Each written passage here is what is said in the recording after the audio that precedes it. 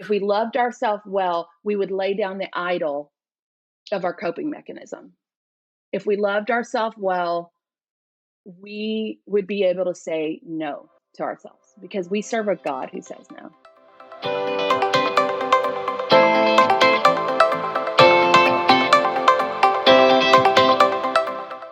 Welcome back to the Diet Haters Podcast. I'm your host, Sundi Jo, loser of 145 pounds, who's passionate about helping you learn how to stop dieting, find lasting weight loss results, and learn your true identity in Christ. I am so excited about today's episode, and I know that you're going to be too when we're done here. I had the opportunity to sit down with my friend Dayna, something that I've been wanting to do for a while now. You know, she has this incredible weight loss story, incredible, and I cannot wait for you to hear it. Her story inspires me, and I know that it is going to inspire you too. In the interview, we talked about so much good stuff, so much good stuff. How she decided her path to weight loss, the struggles that she had getting there, the root of what made her addicted to food in the first place. We talked about paleo. We even talked about how sexual intimacy with her husband has changed since she lost weight. And no, okay, this won't be a rated R podcast, I promise. But Dayna is real and vulnerable in this interview, and I am so proud of her. And that's what we want to provide you, is real, vulnerable, real life stuff, because we all go through it, right? Before we dive in, though, I just want to tell you thank you for joining me here at the Diet Haters Podcast. Thank you for taking time out of your schedule to allow me to share what I know with you, for allowing Dayna to share what she knows with you, for making time for us to learn and grow together. And if you've shared the podcast with your friends, thank you so much. Even if it's just an episode or the Diet Haters Podcast as a whole with somebody else, when you do that, you are helping to change the lives around you. And I just want to say I am grateful for that. So thank you very much. So let's get to my friend Dayna. She's an artist, content creator, all around beautiful person. She's a writer, a speaker. As I said, she's an artist, an ordained minister, and a change maker. She loves to focus on words and art that encourage, inspire, and motivate life-centric change. And y'all, she has this, she didn't plug it in the interview, but I'm going to plug it. She has this ministry called One Shoe Art, and she helps homeless people learn how to paint, how to calm themselves, how to get a relationship with Jesus, how to work through their emotions by art. And it is so amazing. And I will share the link to that in the show notes for you. Anyway, today you get to hear her story, and I can't wait. So let's dive in. All right, Dayna, thanks for joining me today. I'm excited. Excited to hang out with you, excited to hear your story, excited for everybody else to hear your story. And so I just want to dig in. Let's just have a conversation and keep it real and raw and just talk. So tell us about you. Tell us about your weight loss journey. Tell us where you want to get started. Well, I am so excited to be here. First of all, you're one of my favorite people, and your podcast is one of my favorite podcasts. I have been on a weight loss journey now since 2017. At my heaviest, I was 330 pounds. Growing up, I was extremely athletic. I was a gymnast. I lifted weights. I played basketball competitively. I played a lot of other sports competitively. Track and field. There was so much activity in my life, just in a normal everyday thing, just growing up as a farm girl. Like, I didn't ever have to think about weight. What I did think about a lot as a child was food. I didn't realize it was a problem back then, but growing up really poor, I will say that food scarcity was a huge issue in my heart and in my mind, and I didn't even realize it until just a couple years ago. But when I got married, standing up, I could look down and, married at 19, stand up, look down and see my hip bones sticking out, and I always admired that part of my body, but still somehow thought I was fat. And the words that my father spoke to me a lot had influence over that. Like, I constantly heard about how much I ate. I constantly heard about my body from other people. So it was a huge part of my psyche. And I didn't even realize like how many thought patterns that those things had made in me. Yeah. And then so as I began to try to lose weight, I was always looking for a pill or a shake or a method or a diet or some kind of eating plan that could make everything work and just make the weight melt off without me having to exercise or without me actually trying too hard. Because Right. I used to joke around that I am inherently lazy, and I know that I have a tattoo that says inherently lazy somewhere on my body. I just haven't gotten around to looking for it yet. That was my attitude. And I didn't realize that it was rooted in a fear of doing hard things and a fear of failure. And I also didn't realize that like I had all these heart issues that were pushing me to food. So once I got married and I had babies, I had the normal weight gain that a mom has. My children are now 24 and 26. So the fact that I was still heavy, tells you it wasn't baby weight. Right. And then other medical issues, things like polycystic ovarian syndrome or disease, depends on how you were diagnosed, PCOS or PCOD. Which adds to weight gain. I was told that, I had hypothyroidism. So my thyroid did not produce enough of the hormones that it needed to help me maintain my weight. And then additionally, I kept getting told by different doctors, oh, you're pre-diabetic. But every time we would take my blood sugar, and do an A1C test, like my blood sugar was fine, fasting, not fasting, everything looked good. So I didn't understand where this pre-diabetic thing was coming from.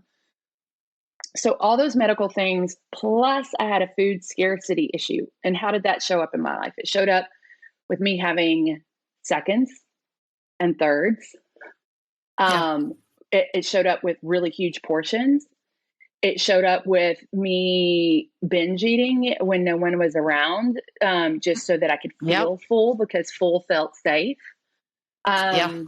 It showed up in a lot of ways. And, I, in 2017, was praying about my life and asking the Lord what he wanted. And just the year before, someone had given me a word that said, start getting ready for whatever the Lord has next. Like, it's going to happen quickly. There's going to be a moment of elevation and you're going to be in front of a lot of people and you need to be prepared for that. And the first thing my little head thought of was not, what year was that? Sorry, what year was that? That was in the end of, or the middle of 2017, but before I started my weight loss journey. Okay. So, of course, the very first thing my head thought of was like, I can't get in front of a camera or I can't get in front of people. I am fat.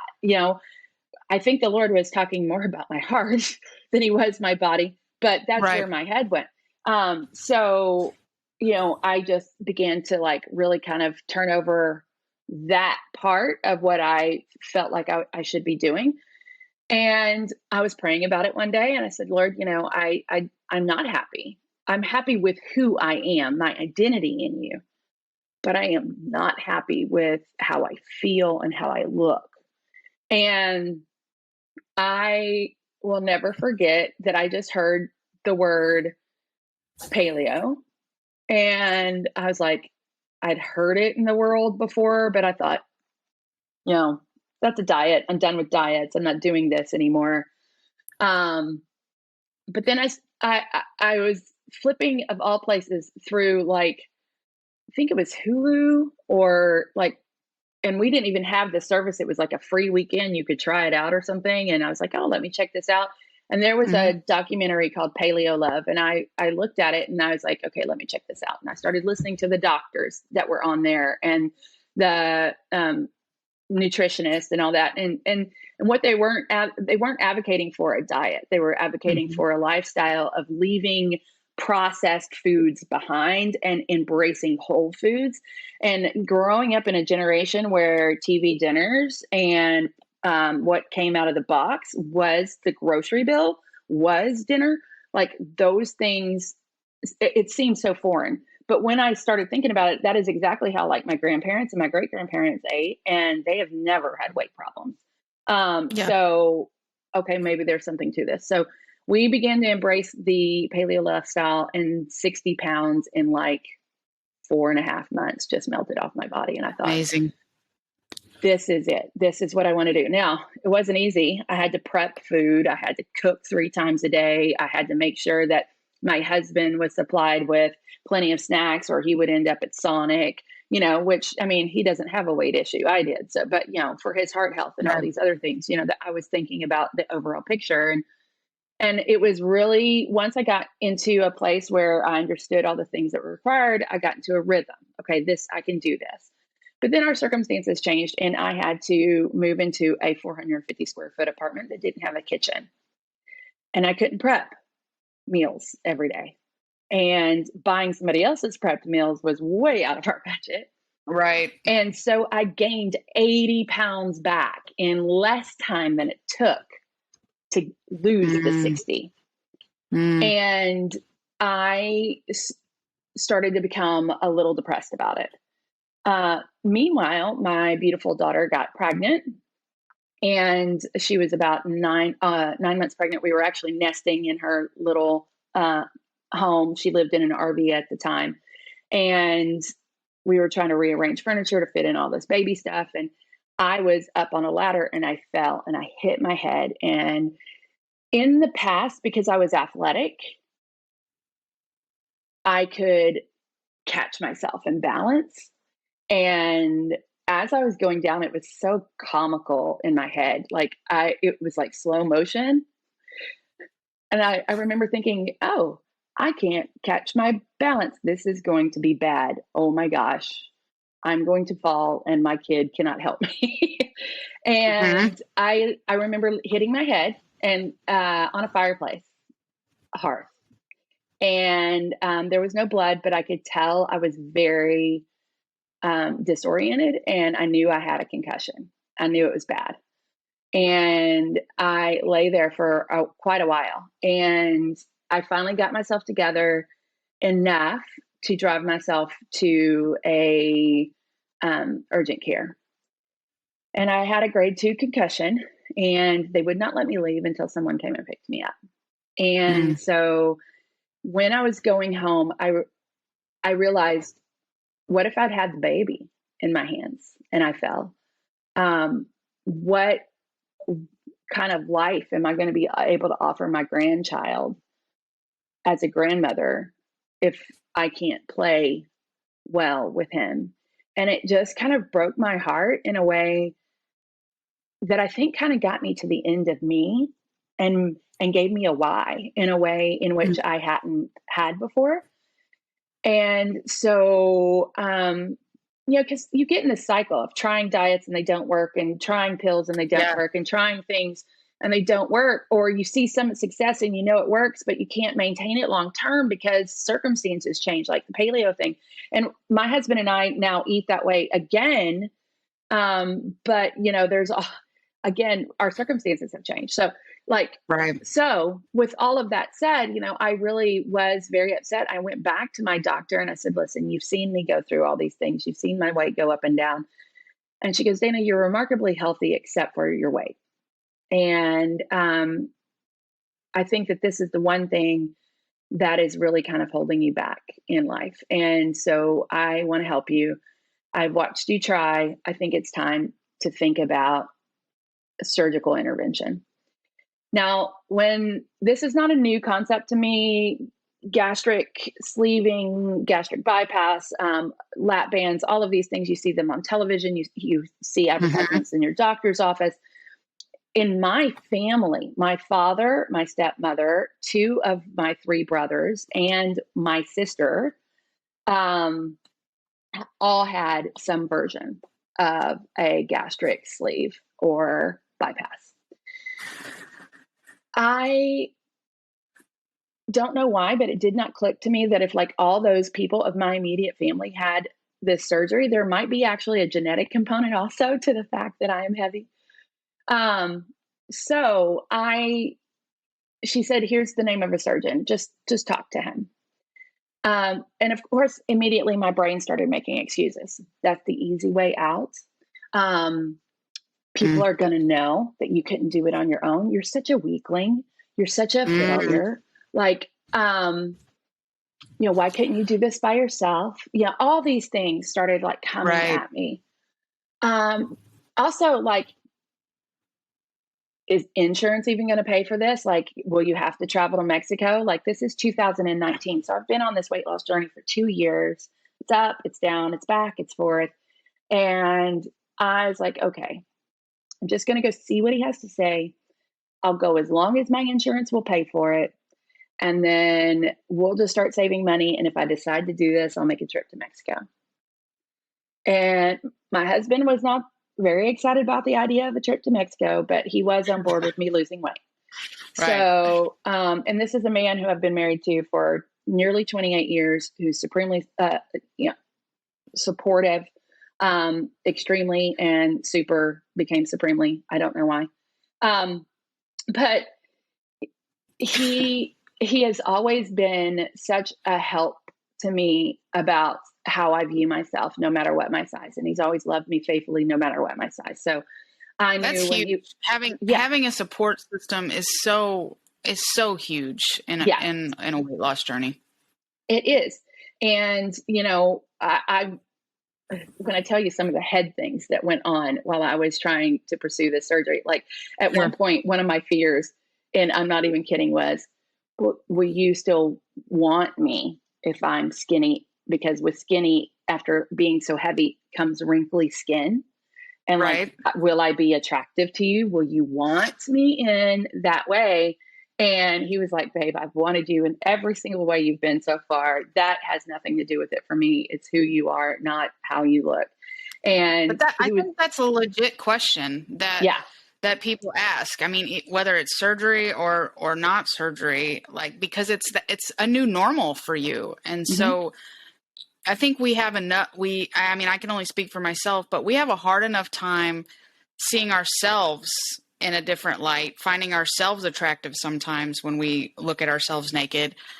So to think, how is our spouse going to think? Or for me, what is my future spouse going to think? That's a legit concern. Absolutely.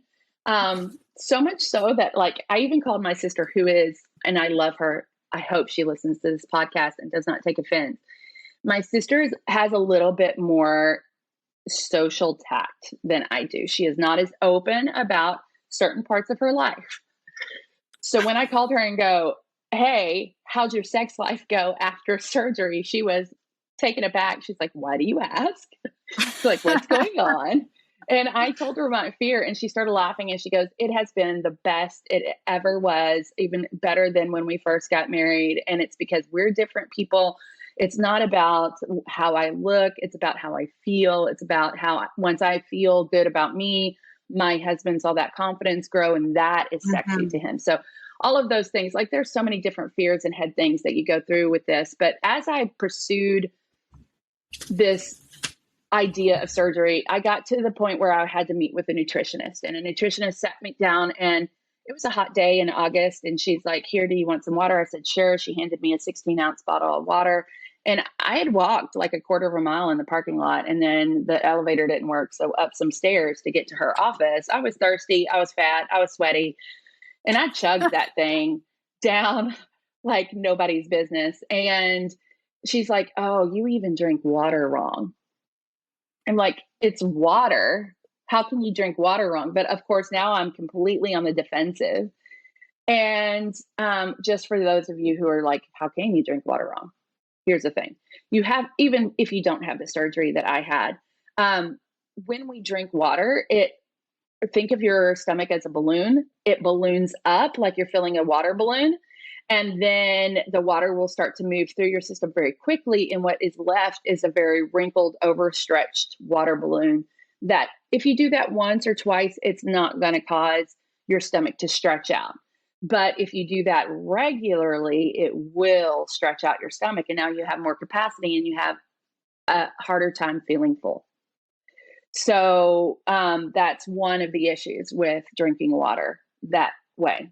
If you have the surgery I had after. That's interesting because I'm a chugger. Like I Mhm. just am. It doesn't. I mean, even if it's water. Like back when I would drink soda, like nobody's business, I'd Mhm. open me up a 20-ounce bottle of Mountain Dew, and I can't. I just don't sip. Yeah. I'm a chugger, and so Yeah. that's something. Yeah, that I have to be mindful of. Yeah. So yeah, and when you have the surgery I have, my stomach went from when they removed my surgery was called the gastric sleeve, and they just removed the larger posterior part or the bottom part of your stomach and make a smaller pouch. You go from whatever size your stomach was to about 4 to 6 ounces being the total size of your stomach. Well, when he removed my stomach, if you can imagine a flat football, completely flat, it is about 8.5 to 10 inches wide. And about 6 to 8 inches the other way. So, or 8 to 10 inches long, 6 to 8 inches wide. So it was a large. He actually had to like open the laparoscopic hole in order to remove all of my stomach.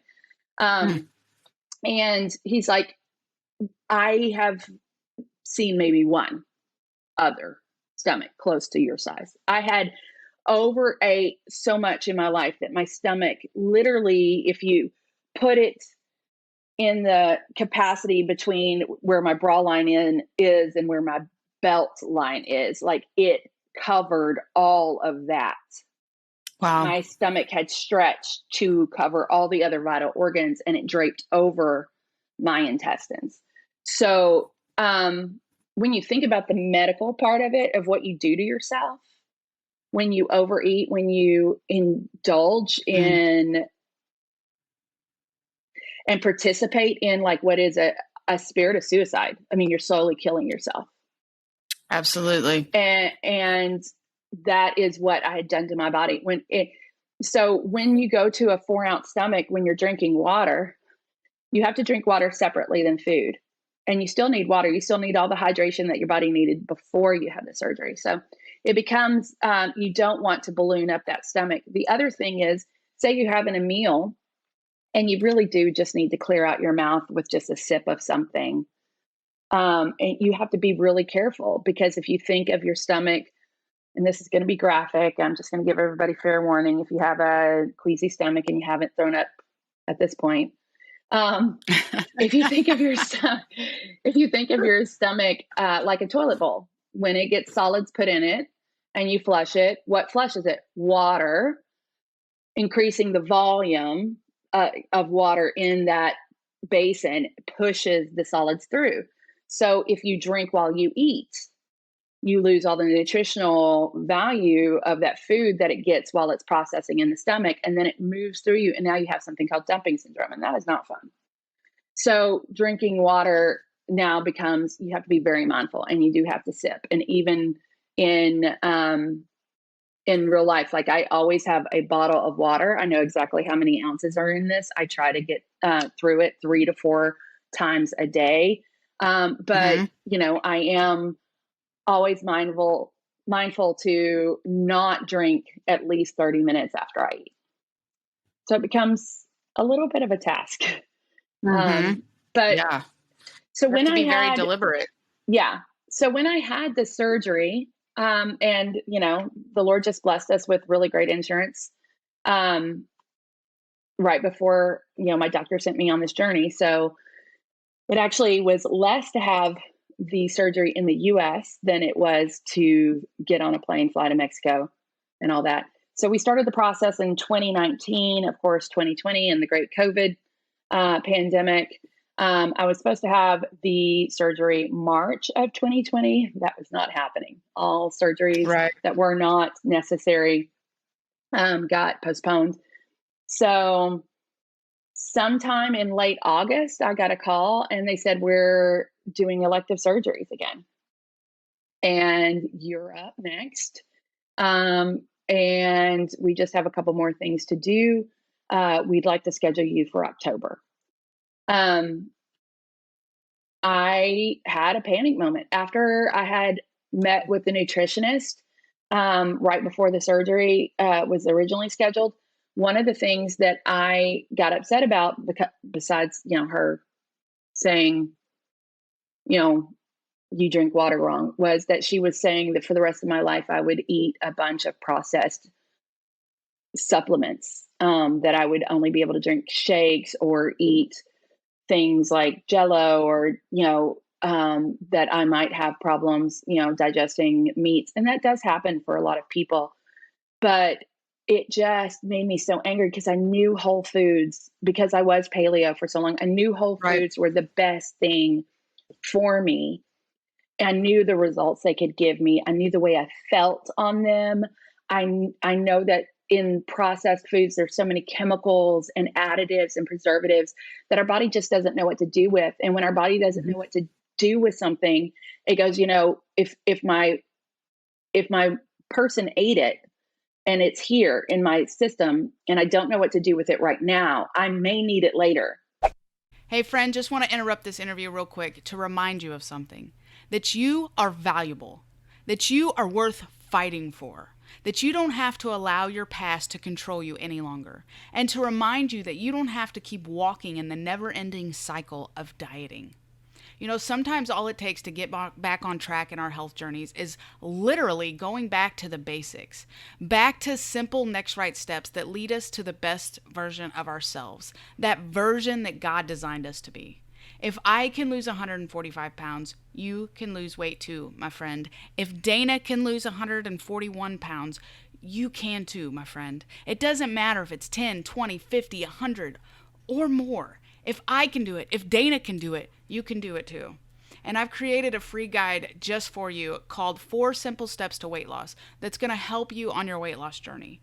It's a free guide, and you're going to learn 4 simple steps that will get you started on your journey without giving into the diet mentality.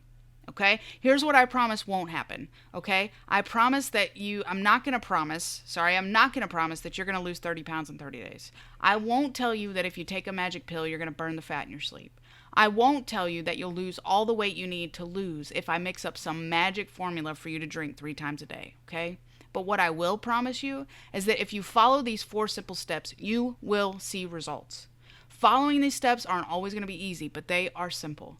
Okay? I'm rooting for you, friend. Dayna's rooting for you. And if you are ready to take control of your health today and say goodbye to dieting once and for all, you can download my free guide, 4 Simple Steps to Weight Loss, at sundijo.com/4steps. That's sundijo.com/4steps. And don't worry, if you're chopping onions or you're driving, you can't write the link down, I'm going to share it in the show notes. So all you have to do is click on it and it'll take you right there. Okay? And now let's get back to my amazing interview with Dayna. So I'm going to create a fat cell and put this thing inside of a fat cell and hold on to it in case they need it. Well, we never need those preservatives. We never need those additives. And so it becomes increasingly more difficult to lose or to break down that particular fat cell, right? So I got really upset with the nutritionist, and I went home and I was like, Lord, I don't know why I'm so upset, but I need you to tell me.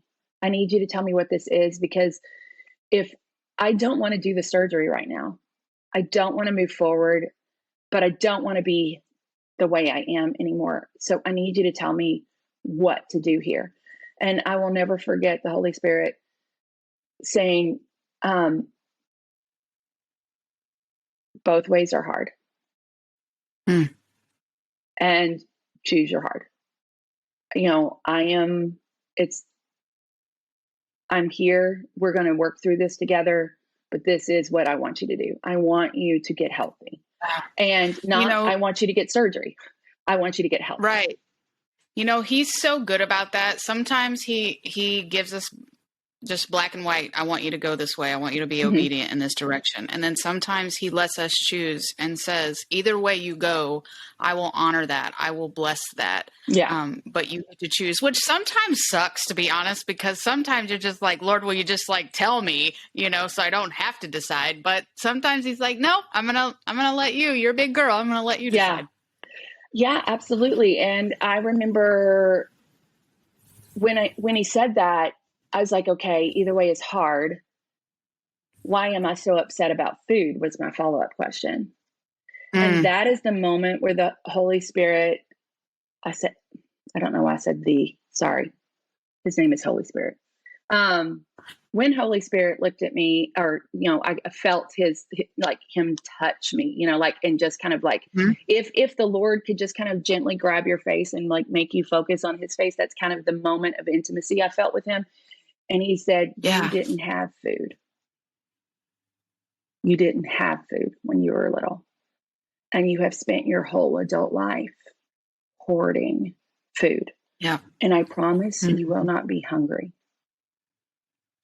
You will not be hungry after this surgery. I will provide everything that you need, whether you get the surgery or not, but you will have food. And I just remember dissolving into a big, huge puddle of tears. And so grateful that he knew that, but also just so sad that the little girl version of me even had to face that. And just kind of like coming to terms with it.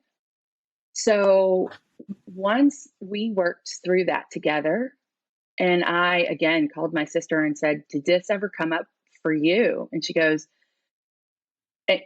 she said, honestly, no, not until after my surgery, when I started to gain weight back. And then I got scared and I had to figure out why I couldn't stop eating, even though I had a smaller stomach. And I knew it was in my head and I knew it was in my heart. And it took me a really long time to figure that out. So she was like, I'm really proud of you for pressing in and figuring that out before the surgery, because it's going to change everything. So absolutely. When it hasn't made it easier. It's been at the forefront rather than something that's been an obstacle. Now I know it's an obstacle. So we got the surgery. It went really, really well. It was actually on my grandson's first birthday. And I came through with pretty much flying colors, and recovering from the surgery, took a minute. It's not easy to go through something so radical. It does take your body some time to adjust. But I started losing weight fairly quickly, and I was really excited. But again, remember when I started to go on this journey, one of my fears was, you're taking the easy way out. Everybody's going to know that you're doing the easy thing. And I will tell you, it was not easy. Eating chicken broth and bone broth for 3 weeks straight was not easy. Eating Jell-O, which I hate, was not easy. Just eating soft foods until I could handle regular food again. Not being able to have really supremely cold things or really hot things for a really long time. That was not easy. And, readjusting to, my brain said, hey, your plate has still got food on it. I grew up, my daddy's like, he didn't have to tell us to finish everything on our plate unless it was like me neither. And so, unless it was something we didn't like he always made runny scrambled eggs, and I did not like. I loved eggs, I just didn't like his eggs. So he would stand over me with a belt while I gagged through the runny eggs. But I would always hear you better eat everything. There's kids starving in Africa, and I'm like, there's kids starving here too. So me too. My brain would see this plate that had food on it, but my body would say, don't eat another bite. And that was a hard lesson to learn. And there's only one way to really learn it. Your stomach only has so much capacity, and the food starts traveling up your esophagus, and it's got one way to come out, Right. So you learn very quickly, don't push yourself. So the surgery was great. And my doctors were great. but I hit this plateau where like after 80 pounds in 8 months, I just wasn't losing anything. I wasn't, my body wasn't changing anymore. I had just stalled and I was really upset. And the Lord had, through a really weird, strange circumstances, my mother-in-law is 85 years old.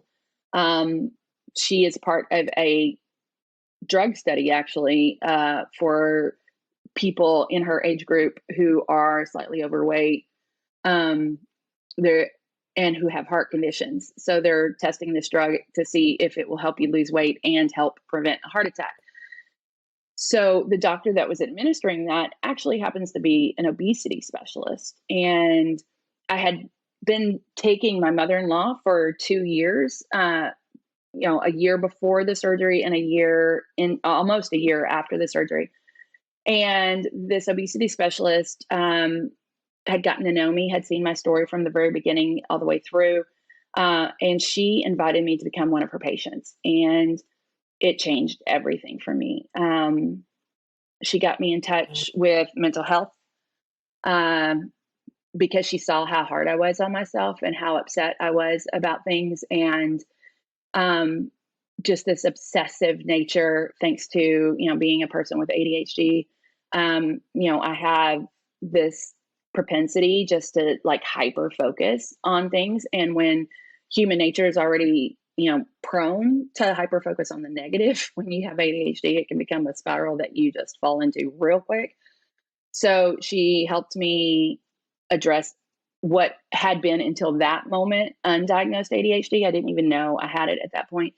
And then she's like, you're insulin resistant. And I was like, no, I didn't know that. She goes, well, has anybody ever told you that you're pre-diabetic? And I was like, yeah. She goes, well, let me explain what that means. She was the first doctor in my then 45 years of life who had ever taken the time to explain to me what insulin resistance was and what being a pre-diabetic person meant for my body. And she put me on medications for insulin resistance, and it just kick-started everything. It's like my body finally went, oh, I can breathe. It's okay to get rid of this fat. Okay. So, and because where is insulin stored? It's in our pancreas. What does insulin do? It breaks down sugars and it like helps with the digestive process. And if sugars can't be broken down by insulin, what does the body do with them? It makes a fat cell and puts it in the fat cell.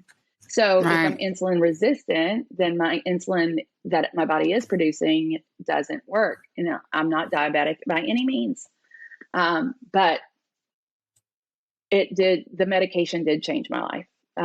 So that started. And then she had a conversation with me. She said, 60% of the people who get this procedure gain anywhere from 60 to 100% of their weight back. And that was the first time a doctor had said that to me. And I was like, what did I go through all of this for? And she goes, you have to start to exercise. And I know that scares you, but you need to start exercising. You're doing all the right things with your food. You've had the surgery. You're addressing your ADHD. You're addressing your mental health, which for me, a lot of the mindsets I had of perfectionism and, doing things a certain way and being really hard on myself all came out of some early childhood traumas and some of the ways that my dad spoke to me when I was a kid that I kind of talked about earlier. Those just kind of created these neural pathways that I just couldn't get off of. They're like little highways that are ruts and you just can't pop your wheel out of it. And so therapy was helping with that, going to help with that. And then the spiritual aspect, just always bringing this stuff to the Lord. One of the things I learned with therapy was that, sometimes I don't even have language or even understand why I feel a certain way or why I'm experiencing what I'm experiencing. And then my therapist, who is a believer, goes, hey, this is what this is called and this is why it happens. And I go, who knew? That has a name. You mean it's not just a generational thing in my family, and it's not just me because I was born as, to a certain group of people? Well, yes, because that's where a lot of that generational curse stuff came, but they had the same traumas probably as their kid, it could be because it's generation to generation. And so, just being able to put a name to it and then go, okay, Lord, I have a name for this, and this is where I think it comes from. Could you illuminate this? Could you bring this, alive for me? Could you heal this thing that's been going on that I didn't even know how to name, much less ask your help with?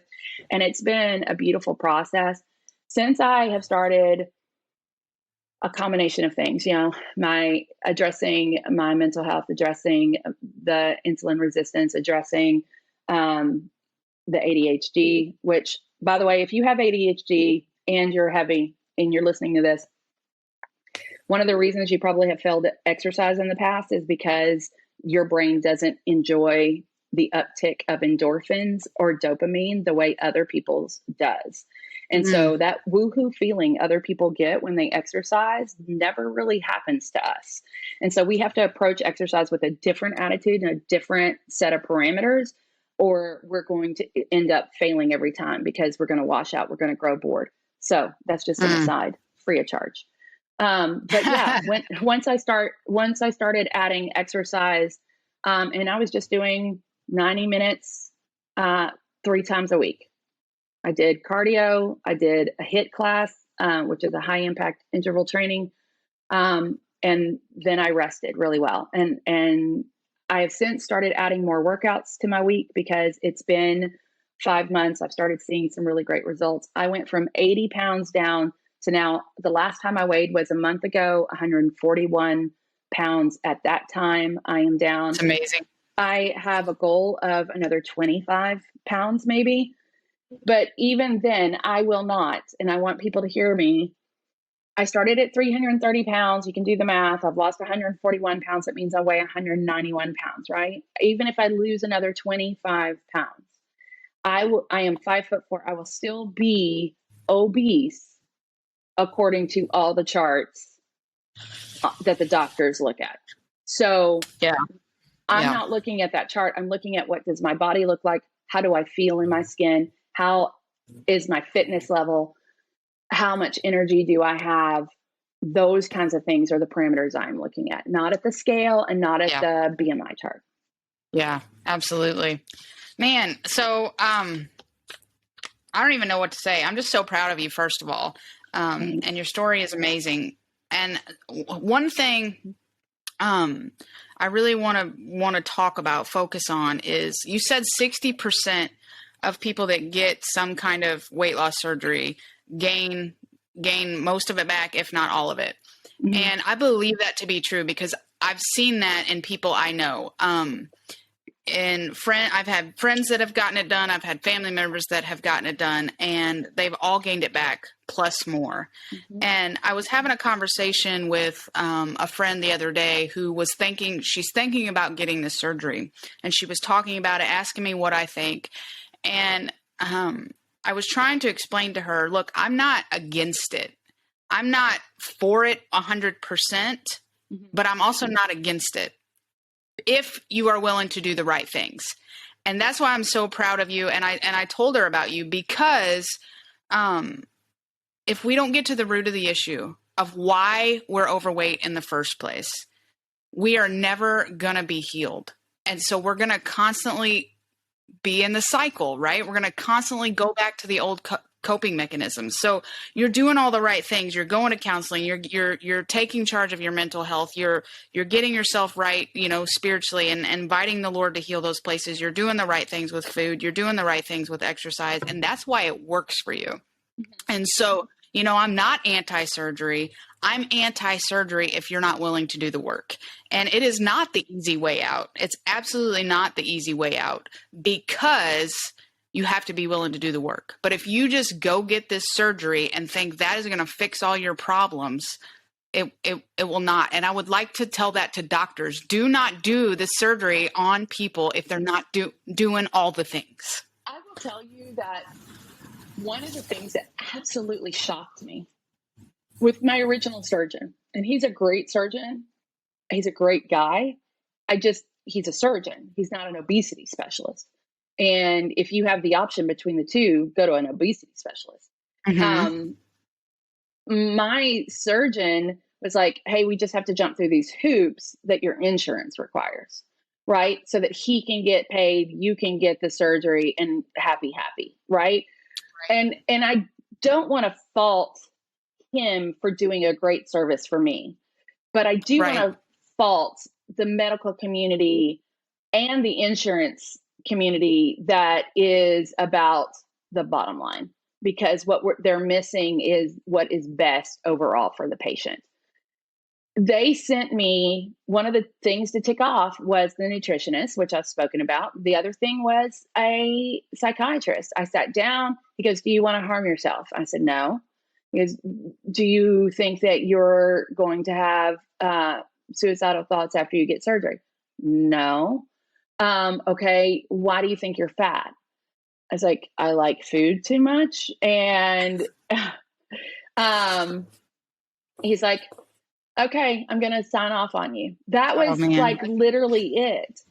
And I said, well, I thought we would maybe explore the fact, and this is, after the Lord had, exposed this thing about food scarcity in my childhood with me.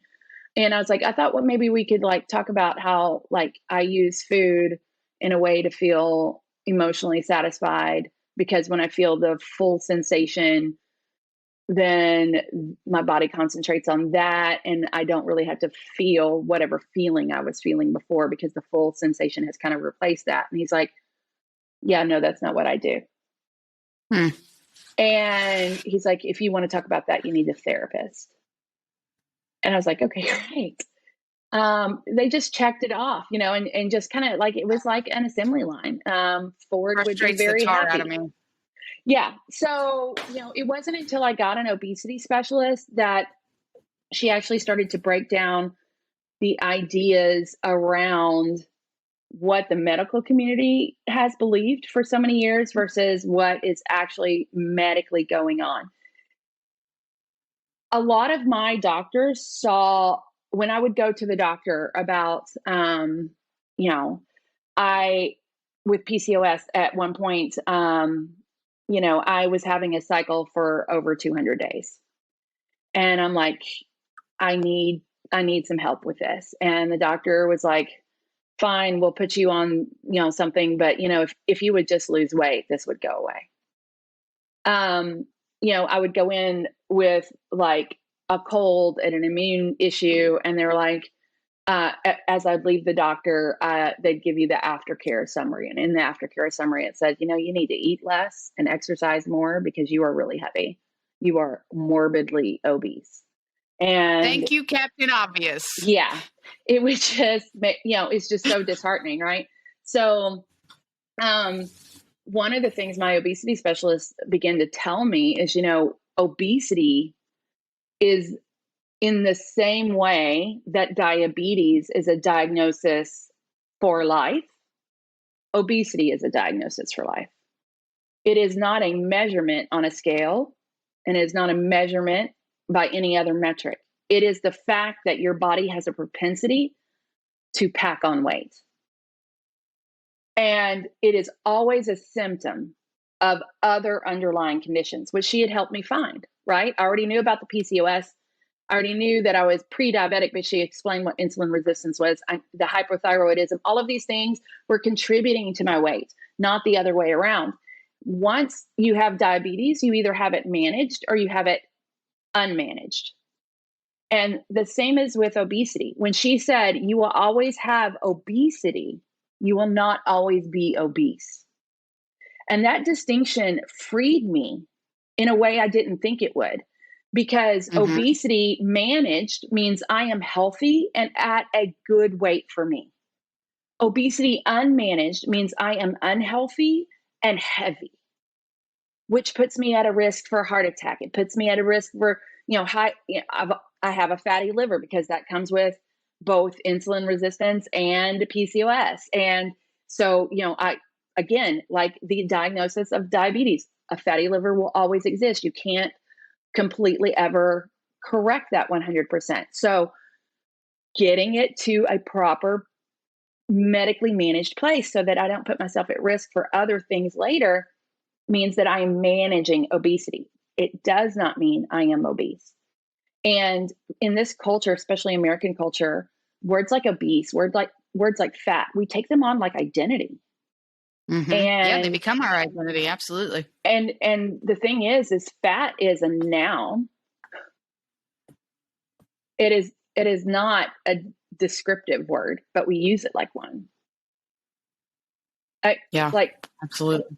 It is a physical thing, fat. You are not fat. You may have more fat on your body than someone else, or than what is medically required of your body, what is medically healthy for your body. But you are not fat. You may have obesity, but who you are at the essence of you is not obese.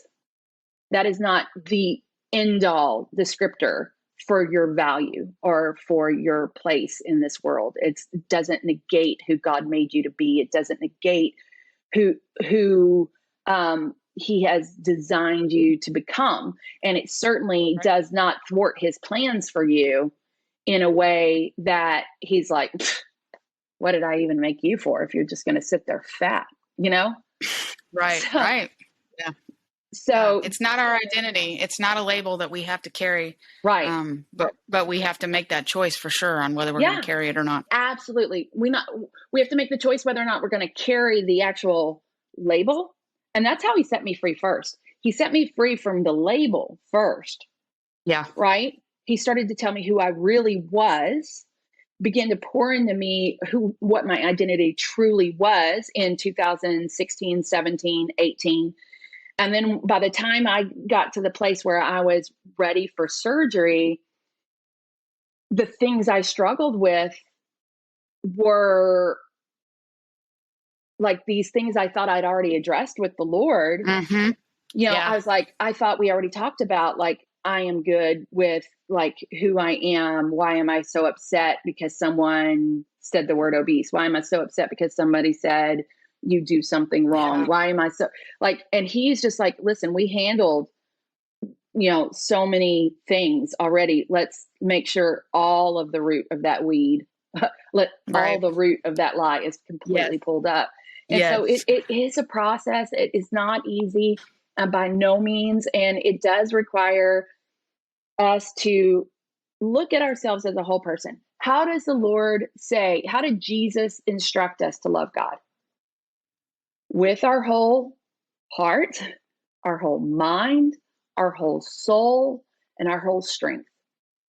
You know what that tells me? That tells me that that's how he wants us to live our life.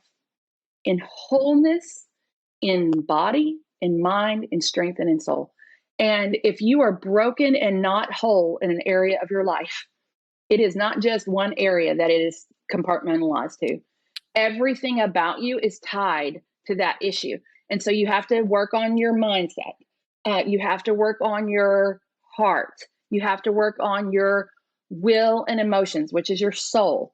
You have to change the way you think, which is imaginative thinking. Like if you cannot imagine yourself thinner, healthier, more happy, then you have an issue with the way you think about yourself. The Lord created you with an imagination for a purpose, because he's a God who has a dream for all of his children. Amen. And he wants you to have a dream, not only for other people, but also for yourself.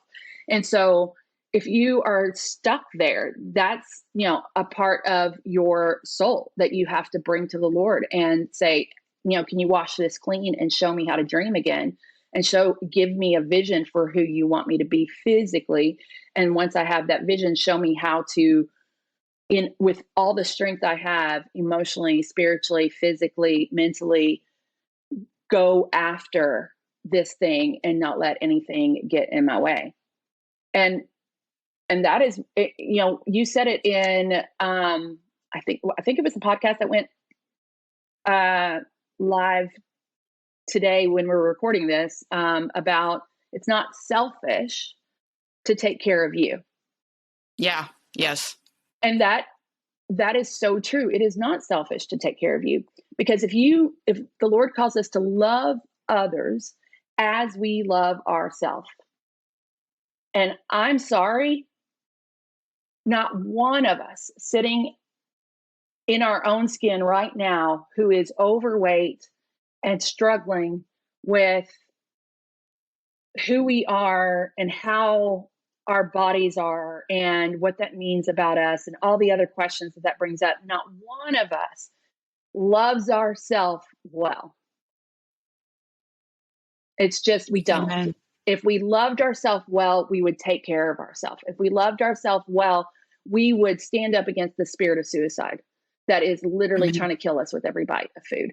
If we loved ourselves well, we would lay down the idol of our coping mechanism. If we loved ourselves well, we would be able to say no to ourselves, because we serve a God who says no. We serve Amen. a God who sets boundaries, and we don't give ourselves any boundaries. If boundaries were a belt, I did not fit any boundary. They did not make them big enough. Me too. You know? Me too. So I think it's really important for us to understand that loving ourselves only can happen if we let the love of God sweep over us and love us right where we're at, and begin to touch the things that are hard, that we have covered over our pain and our hurt and our brokenness with every bite of extra food that we have put in, or by the choices we've made to sit on our couch rather than to go for a walk with our family. Whatever you have been hiding behind, until you let that go and stand emotionally, spiritually, and quite literally naked before the Lord and say, I want to change, then you do not have the capacity to love others well. Amen. Amen. Preach it, girl. Preach it. Sorry. Well, I'm just so honored to have you on the podcast, to have you come and share your story. You inspire me. Love watching you. Love watching your growth. If there's anything that you could say to those listening today, just one final word of advice, what would that be? Press in to the Lord.